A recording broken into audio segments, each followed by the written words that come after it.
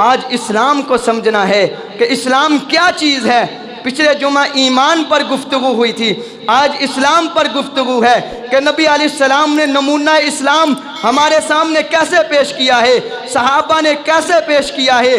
رسول اللہ صلی اللہ علیہ وسلم کے پاس جب غزوہ بدر کا معرکہ تھا، دو صحابی آئے، ایک کا نام حضرت حذیفہ تھا، ان کے باپ کا نام یمان تھا، دونوں باپ بیٹا تھے۔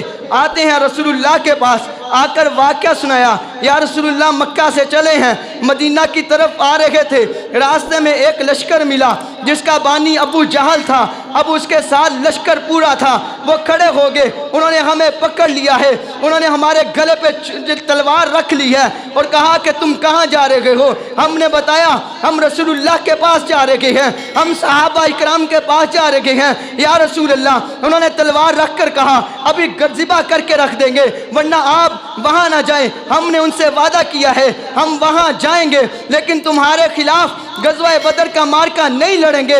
اللہ کے رسول ہم وعدہ کر کے آپ کے پاس پہنچ چکے ہیں، اب غزوہ بدر کا معرکہ ہونے والا ہے۔ یہ وہ معرکہ تھا جس میں رسول اللہ صلی اللہ علیہ وسلم کے پاس 313 صحابہ تھے، یہ وہ معرکہ تھا جس میں رسول اللہ صلی اللہ علیہ وسلم کے پاس جدر اونٹ تھے، جس میں رسول اللہ صلی اللہ علیہ وسلم کے پاس 2 گھوڑے تھے، جس میں رسول اللہ صلی اللہ علیہ وسلم کے پاس 8 تلواریں تھیں، اور صحابہ اکرام کی ضرورت تھی، افراد کی ضرورت تھی، فوج کی ضرورت تھی، مجاہدین کی ضرورت تھی، سپاہیوں کی ضرورت تھی۔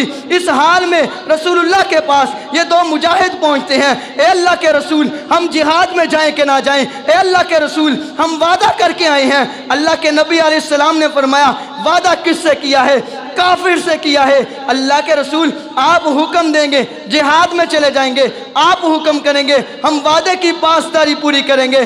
اللہ کے رسول نے فرمایا او مسلمانوں جب تم کس سے وعدہ کر لو تم وعدے کی خلاف ورزی نہ کرو۔ اللہ کے نبی نے ان کو جناب جہاد سے روک دیا۔ یہ وہ جہاد تھا اس کے اندر جتنے مسلمان شریک ہوئے ہیں ان سب کے لیے اللہ نے جنت کا اعلان کر دیا تھا۔ یہ وہ جہاد تھا اس معرکے کے اندر جتنے لوگ شریک ہوئے ہیں ان سب کے لیے اللہ کے رسول سجدے میں گر گئے ہیں۔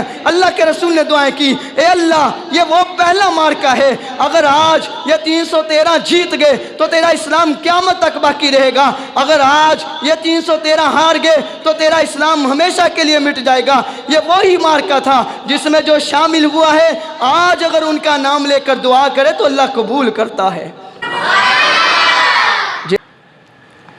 اللہ نے نبی علیہ السلام نے وعدے دی پاسداری کی، پاسداری کر کے ہمیں بتایا ادخلوا فی السلم کافہ، اسلام میں مکمل کے مکمل داخل ہونے کا مطلب یہ ہے کسی سے وعدہ کر لو تو وعدے کی پاسداری کرو۔